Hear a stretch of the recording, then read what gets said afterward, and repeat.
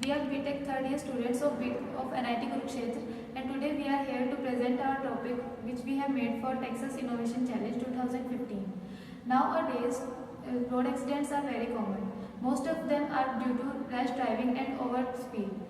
So we have an innovation to control the speed of vehicle according to the distance of object from the vehicle.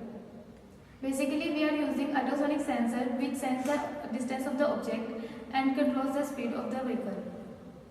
Here is the block diagram for our project. It mainly consists of 4 blocks. One is 555 timer, and the next one is ultrasonic sensor, next microcontroller, followed by motor driver. Actually, 555 timer is used to generate a square wave which acts as a trigger input to the ultrasonic sensor. The square wave thus generated is fed to the trigger input of ultrasonic sensor, and then ultrasonic sensor gives an echo which is fed to the interrupt pin of microcontroller. Microcontroller is programmed in such a way that it generates pulse width modulated wave to drive motor driver IC, and motor driver is used to drive DC motor because we are prototyping this project with the help of a DC motor. Now, let us see the blocks of these block diagram, that is all these components individually. Here comes 555 timer. Here we are using 555 timer in the astable mode so that it can act as a square wave generator. Connections of the 555 timer are here as shown. The values of R1, R2 and C1 are chosen in such a way that the frequency of this square wave will be 60 Hz. Actually, the pulse width of this square wave must be greater than 12 microseconds because if it is greater than 12 microseconds, then only the ultrasonic sensor can identify it as a trigger input and work properly. So for that, the pulse width must be greater than 12 microseconds. Next comes our ultrasonic sensor. Here we are using DYP ME007 as an ultrasonic sensor which has 5 pins. We are feeding square wave generated by the 555 timer to the second pin, that is to the trigger input of ultrasonic sensor, and it produces an echo from the third pin of the microcontroller. An echo. The echo pulse can be seen here. You can see the waveforms of echo here. This is the waveform when the obstacle is at a large distance, that is out of ultrasonic sensor's range. You can see that the pulse width of this is larger than the pulse width of this. This is the echo pulse when the obstacle is very much nearer to the ultrasonic sensor. Depending on this principle of ultrasonic sensor, we have designed this project. Now, next comes our microcontroller.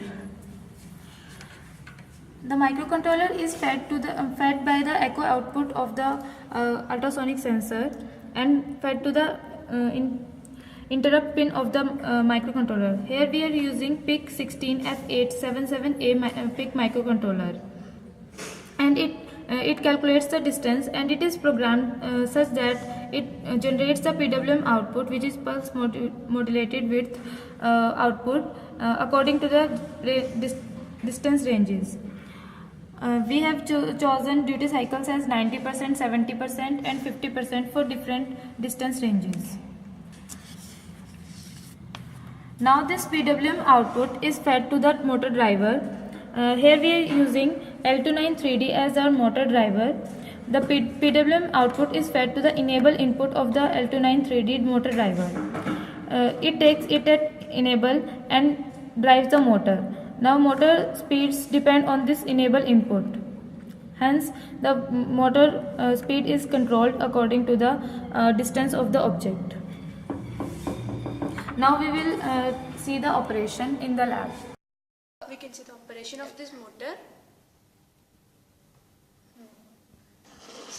Whenever there is no object, motor drives at its maximum speed, and when the obstacle is coming nearer to the ultrasonic sensor, you can see that the speed of motor is becoming very slow and it's finally zero. You can see this. It is increasing. Increasing. As the range of ultrasonic sensor we have used here is very much less, you cannot see this mostly. You can see this up to this limit. Now, as it is coming closer, you can see the speed. that is slowing down. Our proposal is to use this kind of motors in the motor vehicles so that when an obstacle comes in front of the bikes, the speed of the wheels can slow down, and which may help to prevent many of the victims from accidents.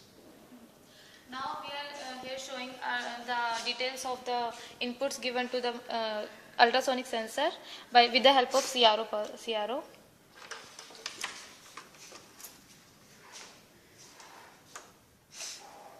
You can see here, this is a square wave generated by the 555 timer in the astable mode. And here you can see the pulse width of the square wave should be at least 12 microsecond.